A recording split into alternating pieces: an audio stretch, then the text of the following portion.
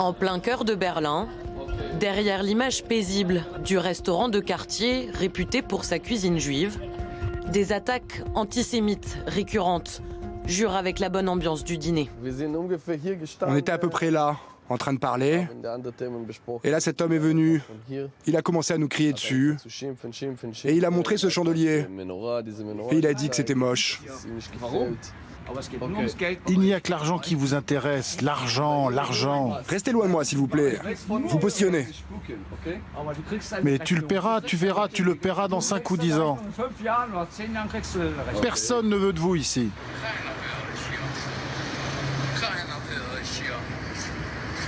Et tout ça, vous voyez, ça s'est finalement terminé par lui qui me dit qu'il faudrait nous renvoyer dans les chambres à gaz. Des paroles pleines de violence que subit Yoraï presque toutes les semaines. Rien que la semaine dernière, j'ai reçu 5 mails de menaces. Voilà, en gros, ça ressemble à peu près à ça.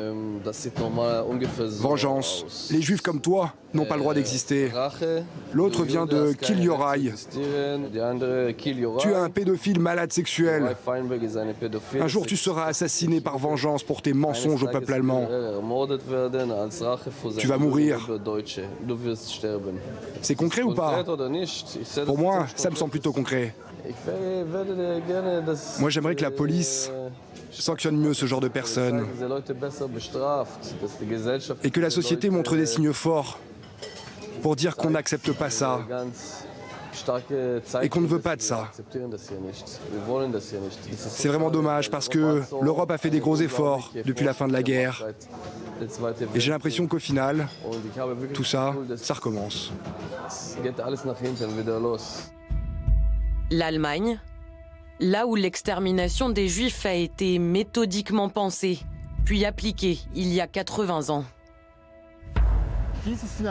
Cette synagogue, c'est presque une des seules à avoir été épargnée pendant les pogroms et à ne pas avoir été détruite. C'est un policier, Wilhelm Kreutzfeld, qui l'a protégée et a évité qu'elle soit brûlée.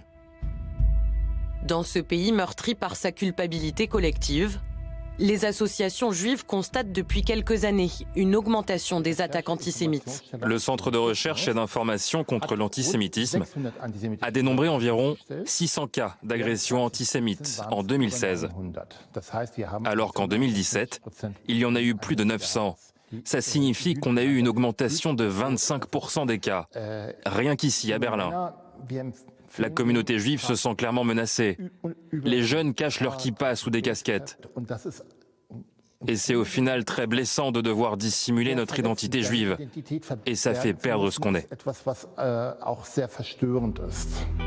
Un antisémitisme jamais réellement disparu et de plus en plus agressif. En 2018, les actes violents ont augmenté d'environ 2/3, selon les premiers chiffres de la police. Pour protéger sa communauté juive, le gouvernement a nommé son premier commissaire fédéral, chargé tout spécifiquement de cette question.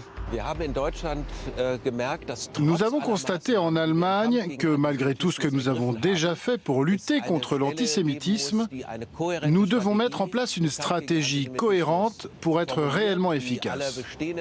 On doit mieux connecter les différents acteurs, le public aussi et les politiques.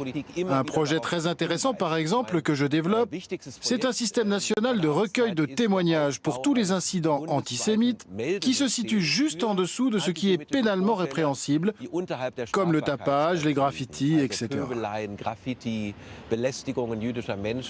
Au mémorial de l'Holocauste, ces tombes symboliques rappellent la nécessité d'une politique zéro tolérance.